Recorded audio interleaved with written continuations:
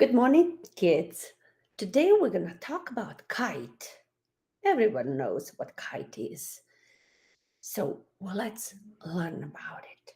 So definition for kites uh, it would be convex, that is convex shape, quadrilateral with opposing pairs of congruent sides. When I create a kite, I really think about its diagonals. And I know that the property of kite says that the diagonals are um, perpendicular to each other. And that information can help us to create a kite starting inside with creating its diagonals first. So if I take this to be one of diagonal. Let's see if I wanted my diagonal to be 6 centimeters. I can do that like there. Okay. So from this point to this is a 6 centimeters, and that is my one diagonal. Then I need the sides that are adjacent to be same. So I would like to this diagonal six on one of my sides that are adjacent also to be 6. So I'm going to use my compass to help me to make first perpendicular lines.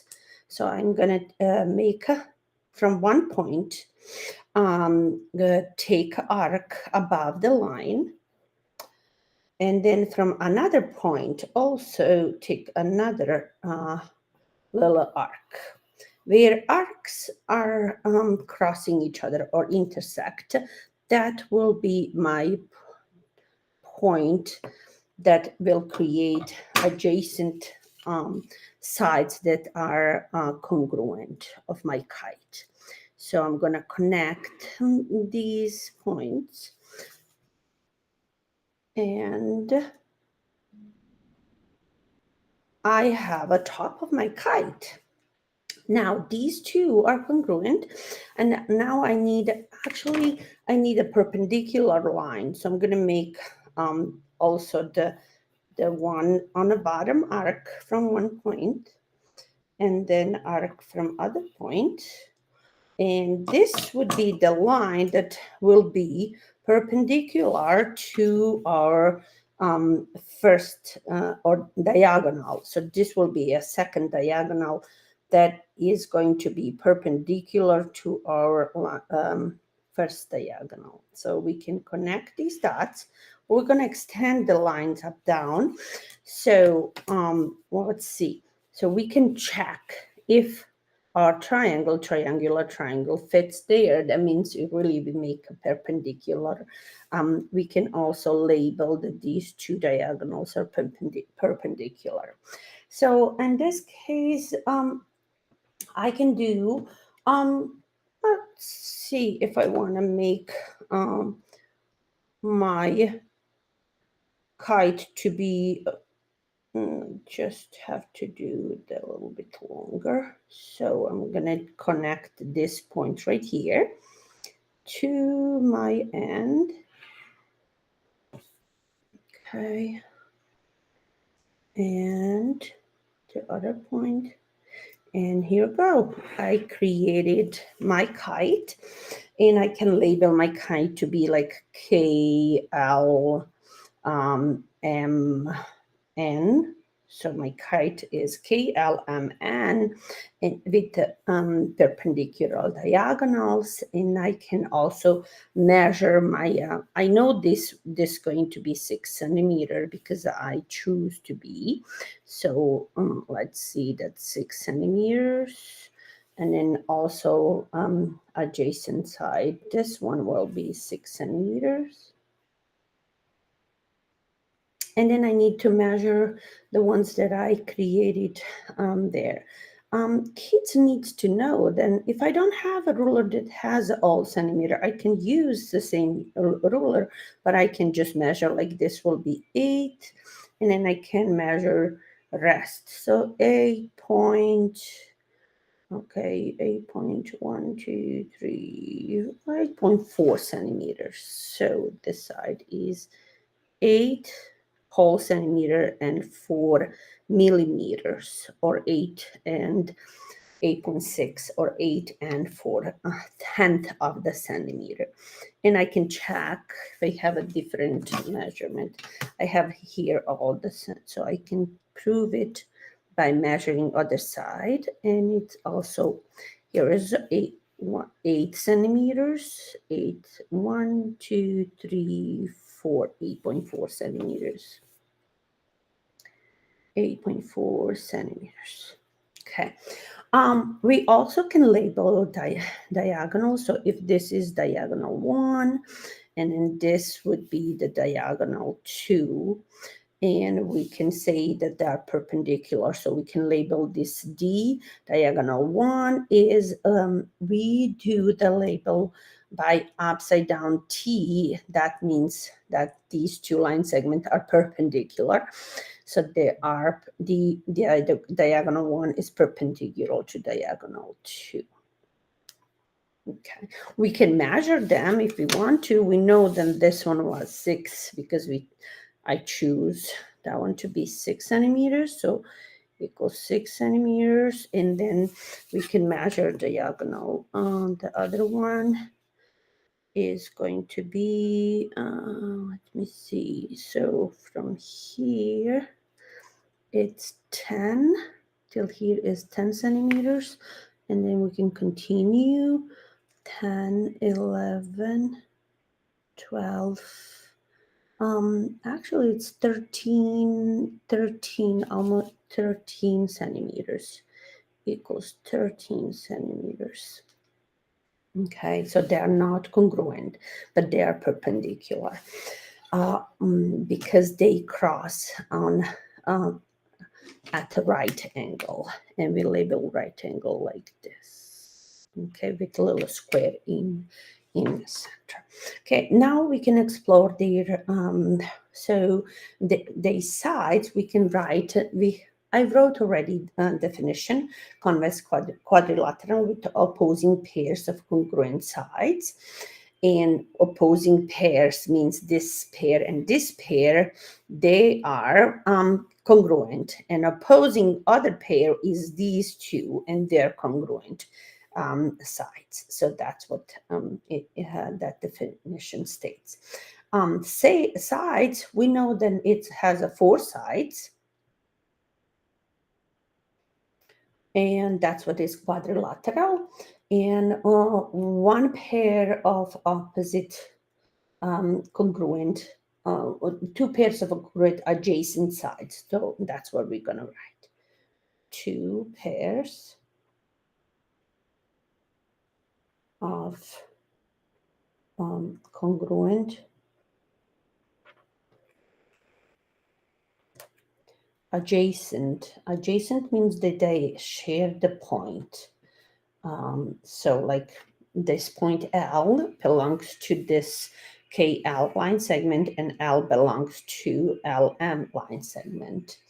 Adjacent sides.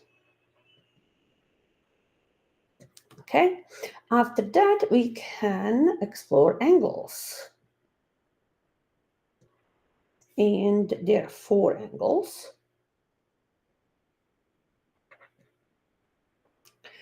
So the first angle that we created is this one, so we can measure it. And as you know, the angle lives in a circle, so we our angle is a part of a circle. And if we want to prove to our students, we can draw the little circle around if we want to. So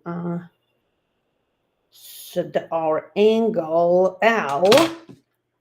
KLM angle is really this big, and it shows that it's a very small part of the circle, and it's less than 90 degrees. So we can also prove that with our you can use a paper, like if you want to see what angle is, that it's this one is smaller than 90 degrees, because if it's 90, it would be this line, this and that, but it's less than 90. So we know that this angle, KLM, is less than 90 degrees. So then we can measure by putting the center of a circle on, and then on the line. So that's going to be our line, zero line. KL is our zero line, and we can look the measurements. We needed to come to the line segment LM, and if you cannot see the line segment LM, we can extend that if you need to. So every line segment can be extended in order to properly measure the angle. So this is our angle that is this goes directly right here on a point, and a parallel line is to the LK, and then we can go and see that our zero is inside. Here is the zero, then 10, then 20, then 30, then 40, then 50, then 60. And our line is exactly on 60 degrees. And we know that this angle is 60 degrees. It's called acute angle. So we can also label acute if we wish to help our student understand. The rest of the circle is called reflex angle. Just, it's a good to know. Then let's see, these two angles are congruent, and we can, if we measure one, we will know then it's other one is as well. But let's just do the, we can help ourselves to label it. I forgot to label the angles is labeled this way, with arrows on both sides. This is because I can measure my angle from that side to over here, or I can measure my angle from this side, because it's a part of a circle and it can go from either way. I can measure this way, or I can measure that way. Okay, and that's what the, so if I'm going to see what these angles are, angle M at point M, and then angle at point K.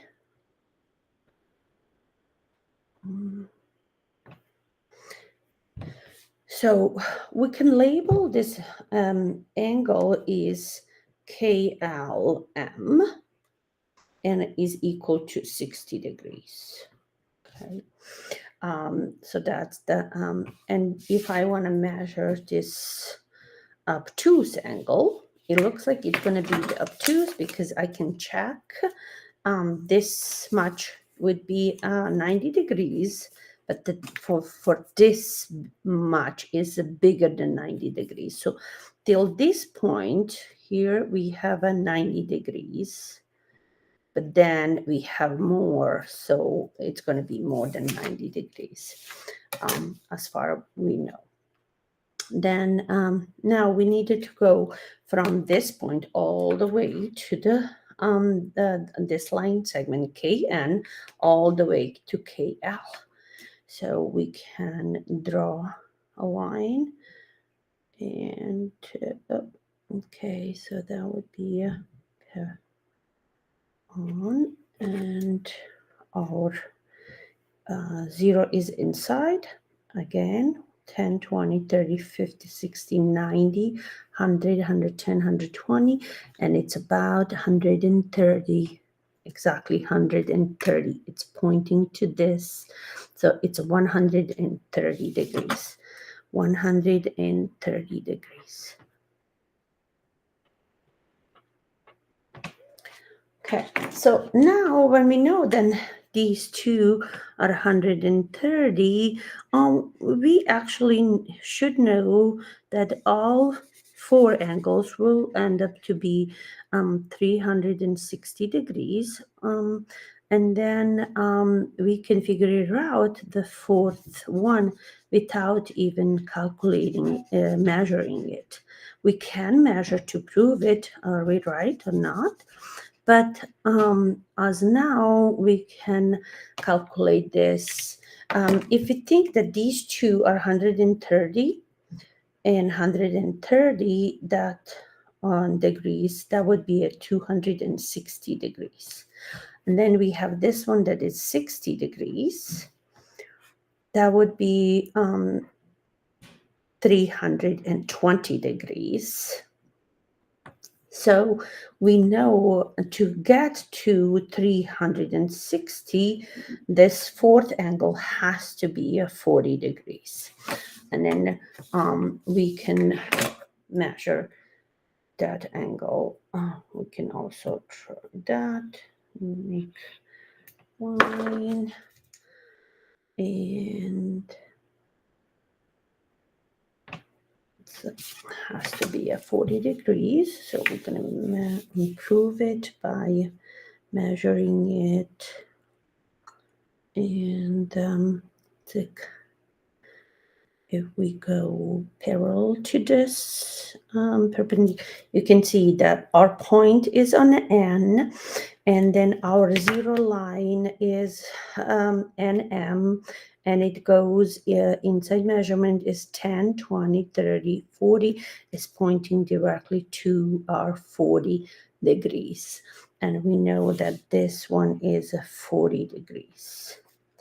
I also like to color different colors, so as now we can by the color we know then these opposite angles, obtuse angles, and they are congruent. These two are congruent, and these two are acute and not congruent angles in a kite. So we can say that we have one pair of opposite congruent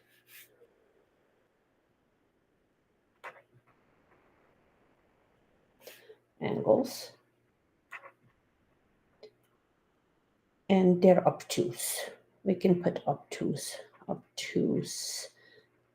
in parentheses, and then these are acute, and this one is also acute, and this is obtuse. Obtuse angle.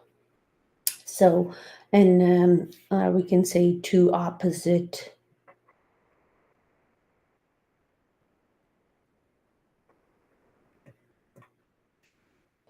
not congruent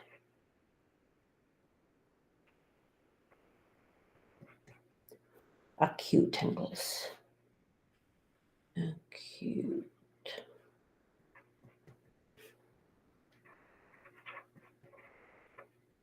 Okay, we already we started with diagonals, so now we can make some diagonals. They have two diagonals, so we can say two not congruent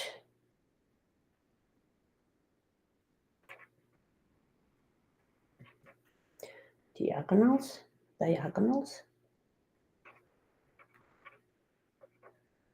and they meet at the right angle.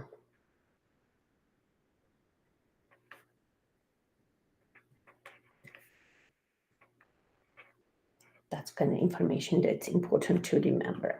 We also can, let's do label before we're gonna explore symmetry. And, but before that, we're going to label the sides first. So we can say that our side KL,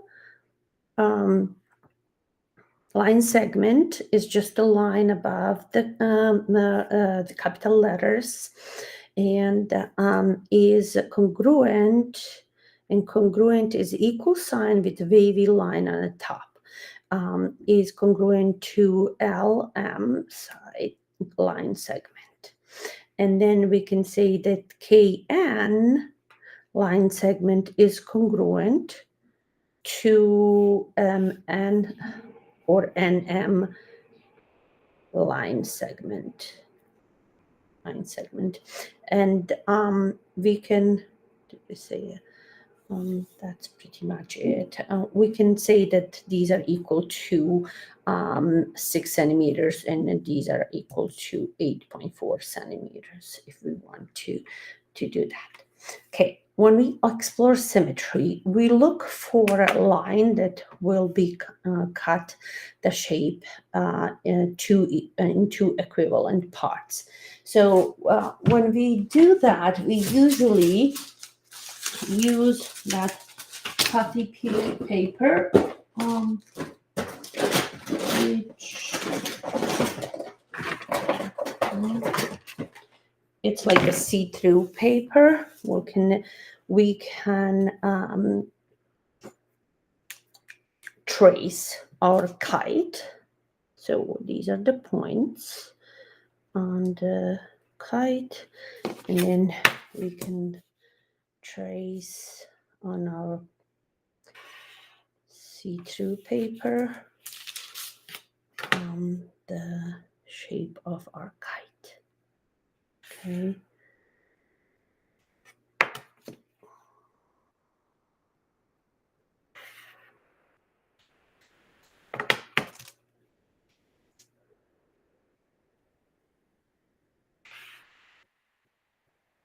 Okay, so that's how it's. Before that, we can look at the diagonal. So if we saw diagonal D1 and cut the shape into not equivalent parts, so that could not be a line of symmetry.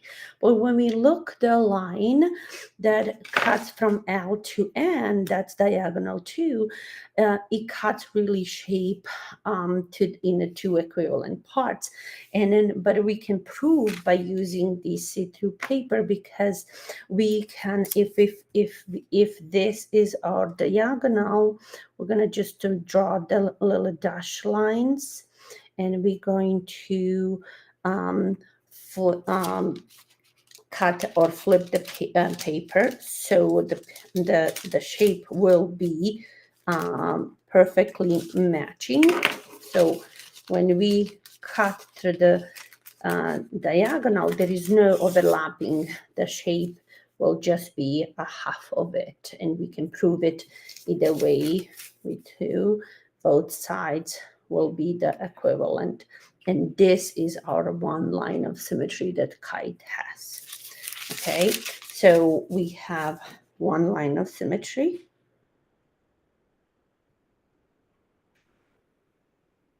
Mm-hmm.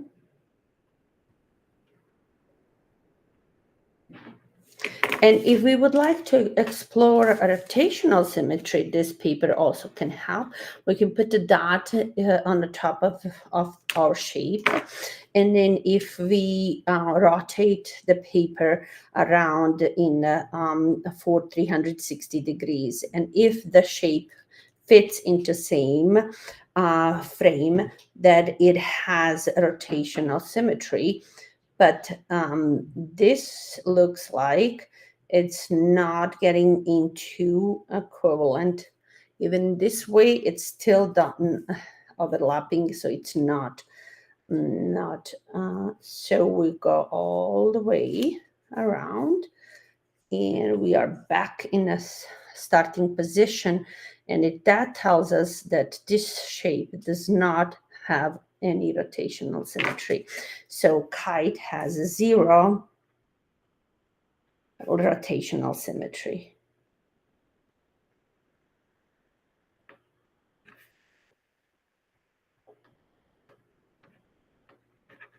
Okay. So far this was a little bit about kite. I hope you enjoy it, and I hope you can learn from me. Thank you so much for listening.